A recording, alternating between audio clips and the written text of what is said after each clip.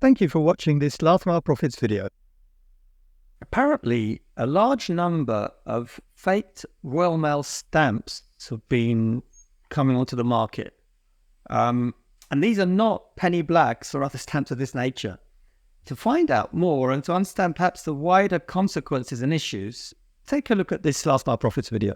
Experience the future of convenience with modern Expo parcel lockers. Cutting-edge innovations that bring parcel delivery to a fundamentally new level. Follow the link in the description to find the best solution for your business. Gary, allegedly, there are increasing numbers of high-quality counterfeit Royal Mail stamps being sort of found or popping up. Have you heard anything about this story? Yeah, it has been reported in the UK press quite a bit.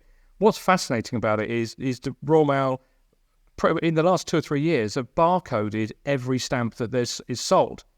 So somebody's going to a huge effort to do this, to barcode the stamp with the idea was to increase security, and in the same way that tracking on parcels unlocks a load of other features about predicting the delivery and recording delivery and all this kind of stuff. It was a really innovative move promoted by a friend of mine, actually, who was really, really keen, that they should do this. So it's intriguing that this is the item that the counterfeit has gone after. Now, the other thing that's happened with Royal Mail First Class Post is just recently gone up from £1.25 to £1.35 for each one of these stamps. And we could argue all day whether that's a high price or a low price, but you're getting to the point now where it's high enough that it's attractive enough for criminals to say, actually, this is worth something worth investing a time and effort to make a really good clone copy. So Gary, basically you're saying that the threshold has reached the point at which it starts being worth someone's while because, let's be honest, it's probably, despite the complexity, easier to forge a stamp than it is to forge a banknote. And we're getting to the stage that the value of that stamp is high enough that actually this makes sense. It happens in every market. If you're making polo shirts with a nice logo on the pocket, eventually you charge enough for the polo shirt where somebody in a slightly more nefarious country says, actually, this is probably worth us copying this because this is going to drag the value up a little bit. And as soon as you start taxing things too highly, you create smuggling. So I think it's intriguing that this has reached the point where it's like, well, hold on a minute, this is an opportunity here. The cost of stamp is getting higher. Gary, you know what? I think we've got onto a topic that I'm actually going to be writing an article about soon because it's something that's very, very close to my heart, which is... Is it all your fake athleisure wear that you buy when you're on holiday? No. It's actually the USO. And I reckon that you've got this dilemma that on one hand, the way it works today, the only way you can continue it is to continue increasing the price of the stamps. Yeah. And you get these issues of potential counterfeit.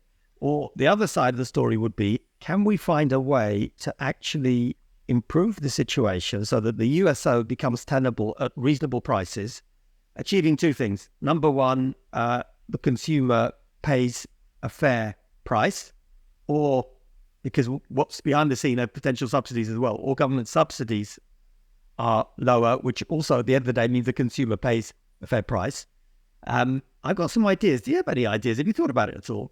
Well, I have actually, because I think the USO is it's a great idea and it's a very, very good principle, and I do genuinely believe in it. But it's something that's very difficult to actually justify by the economics.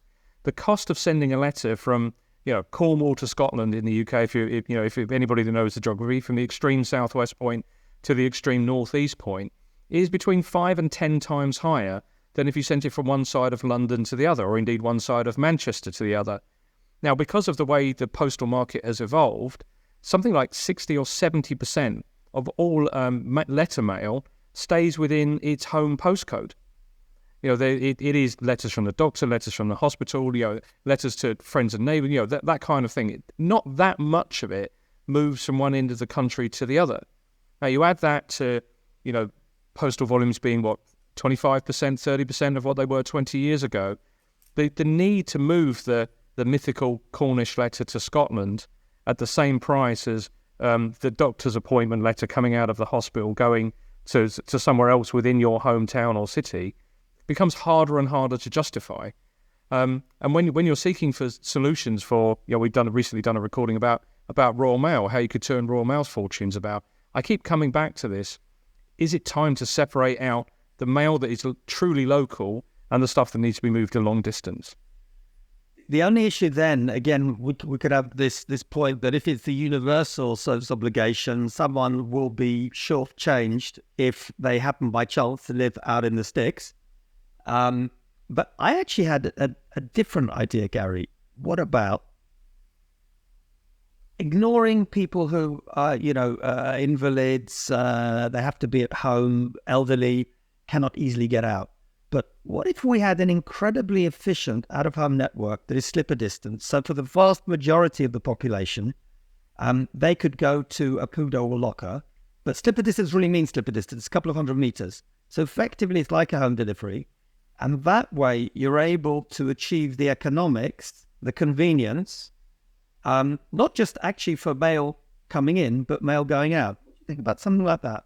Well, I think this links neatly back to what we see. We've seen a couple of developments in the news about lockers being used for mail, for having slots to put letters in. So I think your idea is actually being picked up by a couple of the posts in a fairly intriguing way. So basically, things can't stay the same. They can't remain exactly as they were. They have to change in some way. You can't take 75% out of the demand of any industry and expect that industry to remain identical. It's just a nonsense to expect that to be true. The just basic economics and maths and accounting just says that just can't happen. So something has to give, some innovation has to come to fix this issue. Now, whether it's you remove the obligation, you change the obligation, or you change, as you've suggested, my mind has gone to the economics, yours has gone to the logistics. You change the logistics to make it work properly. That something has to give.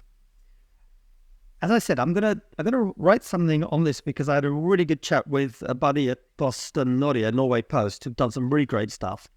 For me, some of the important things here are that you need to get the unions and the posties on board, because without that it's very difficult. So that's one. Let's call it one bucket that we have to deal with. The other is the idea, how you're going to do it. Are you going to use technology? And you're right. The other is pricing. How can you get the three together? So, let's see. I'd be really interested if anyone has any other ideas. Maybe we've missed something. So please, in the comments box, ideally on LinkedIn, because we look at it more often. Gary, have you got any sort of final thoughts? The only thing is, don't bother trying to fake stamps. They can detect them. So we wouldn't even be having this conversation if it wasn't for the fact that Royal Mail have got sufficient revenue protection to pick these things up. So please don't take this as an advocacy to encourage fraud or crime. And please stop buying those fake Hugo Boss t-shirts when you're on holiday, Marek. No one's convinced. So there you have it. Don't buy fake stuff.